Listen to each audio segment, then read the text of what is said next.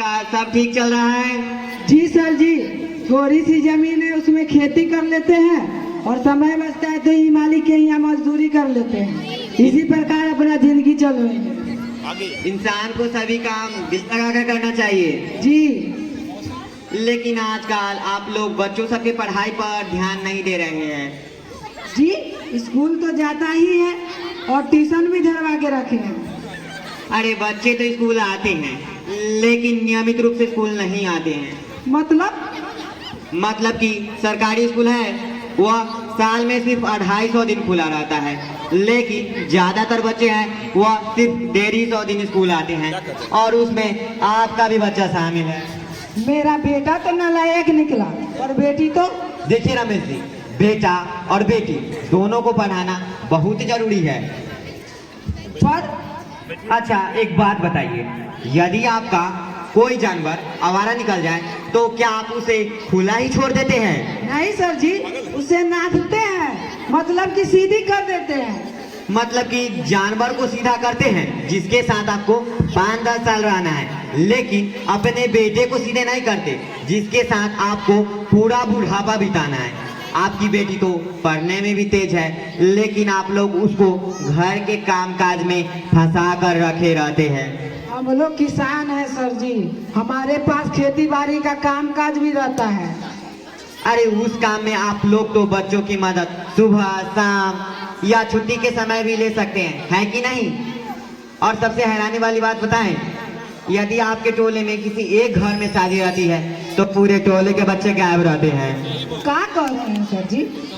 लीजिए, आपको तो यह भी नहीं पता कि आपके बच्चे कब स्कूल आते हैं और कब स्कूल नहीं आते हैं। अच्छा एक बात बताइए, यदि गेहूं के बीज को सिर्फ खेत में गाड़ दिया जाए तो फसल तो बहुत अच्छी होगी। नहीं सर जी, फसल कैसे होगा? क्योंकि गेहूं की खेती करने में पूरे 150 दिन लगते हैं, जिसमें सबसे पहले बुआई करना होता है, फिर पटवन देना होता है, फिर खाद मारना होता है, फिर पानी देना होता है और पूरा करने के बाद ना गेहूं का फसल होता है। जी ठीक इसी प्रकार बच्चे भी पौधे की तरह होते हैं, सिर्फ स्कूल में नाम लिखा देने से पढ़ाई नहीं कर लेते। आपको यह व्यवस्था करनी होती है कि वह प्रतिदिन स्कूल जाए, उनके पास पढ़ने लिखने के लिए किताबें हो, पोशाकें हो, तब जाकर उनकी पढ़ाई पूरी होती है। नहीं तो आधी अधूरी फसल की तरह उनकी पढ़ाई आधी अधूरी रह जाएगी। जी ये तो ठीक है, हम सोचते हैं कि रोज स्कूल नहीं जाएगा ना तो कहियो कहियो स्कूल चला जाएगा, कुछ तो सीख लेगा। अरे रितीश जी आप समझे नहीं। अच्छा यह बताइए कि किसी बच्चे को सबसे पहले 2 से 3 का पहाड़ा सिखाया जाए और फिर सीधा 18 से 19 का पहाड़ा सिखाया जाए, या 1 से 20 की गिनती सिखाया जाए और फिर सीधा 80 से 90 तक का गिनती सिखाया जाए, तो वह बच्चा गणित में पंडित बन जाएगा। क्या कह रहे हैं सर जी, कैसे होगा ये? जी ठीक इसी प्रकार बच्चे एक दिन स्कूल आएंगे और एक दिन स्कूल नहीं आएंगे तो उनकी पढ़ाई पूरी तरह से नहीं हो पाएगी, क्योंकि वो आधा एक पाठ का तो आधा दूसरे पाठ का सीखेंगे। जी इसीलिए तो ट्यूशन भी धरवा के रखे हैं। अरे रितीश जी, अच्छा यह बात बताइए, 8 कट्टा खेत को पटाने के लिए कितना देर पंपिंग सेट चलाना होगा? जी वही 3 से 4 घंटा। यदि 1 घंटा पंपिंग सेट चलाया जाए तो खेत तो पूरा पट जाएगा।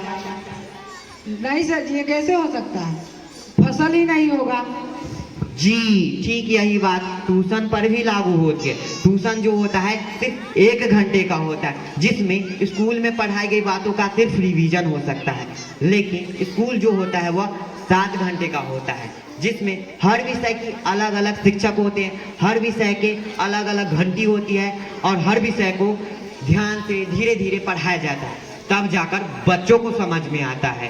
और आप तो जान ही रहे होंगे कि कमजोर बच्चों के लिए दक्ष जैसी योजना और कैसे कैसी योजना चलाई जा रही है, इत्यादि प्रकार की योजना चलाई जा रही है, लेकिन इसके लिए बच्चों को प्रतिदिन स्कूल आना होगा, तभी वह पढ़ पाएंगे, सीख पाएंगे। और कुछ माफी चाहता हूँ, लगता है मैंने भाषण देकर आपका समय बर्बाद कर दिया। नहीं नहीं सर जी, आज तो आपने मेरा आँख खोल दिए। हम अपने पालतू जानवर, पेड़ पौधे, फसल का इतना ख्याल रख सकते हैं तो अपने बच्चों के क्यों नहीं? आज से मेरा आपका वादा रहेगा कि मेरा बेटा प्रतिदिन स्कूल जाएगा। बहुत बहुत धन्यवाद जो आप मेरी बातों को समझ पाए।